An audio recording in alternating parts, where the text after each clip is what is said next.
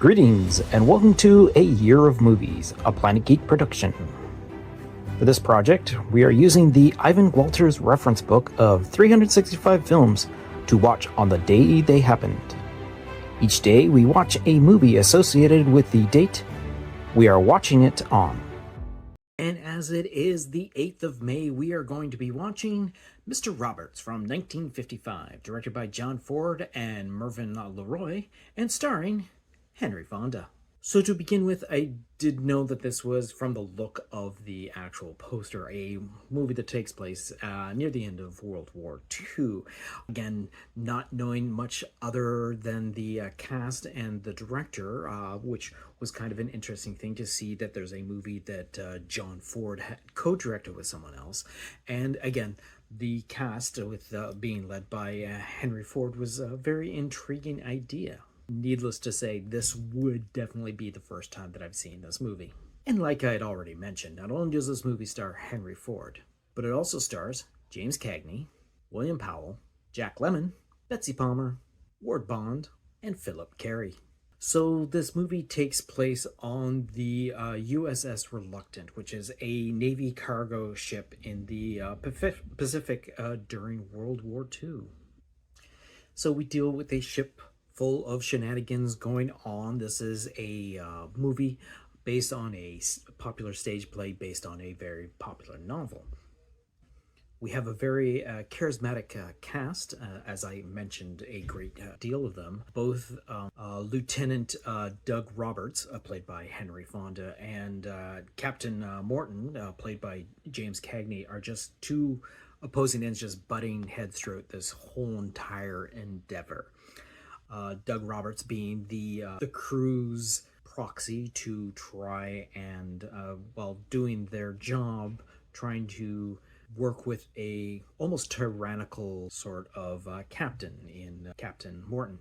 William Powell as Lieutenant Doc and Jack Lemmon as Ensign Frank Pulver are great comedic foils and in-betweens, lighting up all the scenes that they're in. It's also kind of interesting. Like I said, part of my interest in this movie was not only part of this project, but the fact that it is a John Ford movie that he co-directs with, meaning I definitely had to find out what the actual deal was behind that. As it turns out, a lot of the initial exteriors of the actual ship were filmed with John Ford, and early into production, apparently he and Henry Fonda got into a bit of a fight, also coinciding with John Ford was battling health issues due to a gallbladder.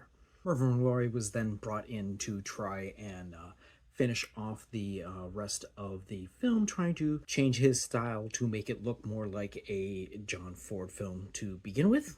And as it turns out, there is a third uncredited director who is Joshua Logan, who turns out to be the original director of the stage production itself, to incorporate the movie to be more like the stage play than apparently what was happening. So an interesting little twists and turns in just that alone, from just seeing two names for one credit and then finding out there's a third person. It was just a fascinating little dive that I had to do after watching this movie. And as I'm watching this movie, I'm seeing a lot of parallels with future projects that carry on from this. A lot of the interaction and the character development and the personality types seem to lend themselves to what would become later movies and TV shows that,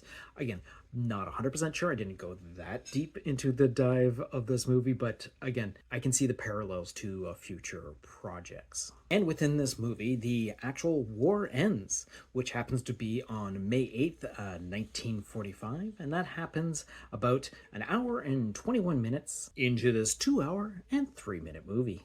And when it came to the Academy Awards for that particular year, it ended up winning for Best Supporting Actor for Jack Lemmon, and also got nominations for Best Picture and Best Sound Recording.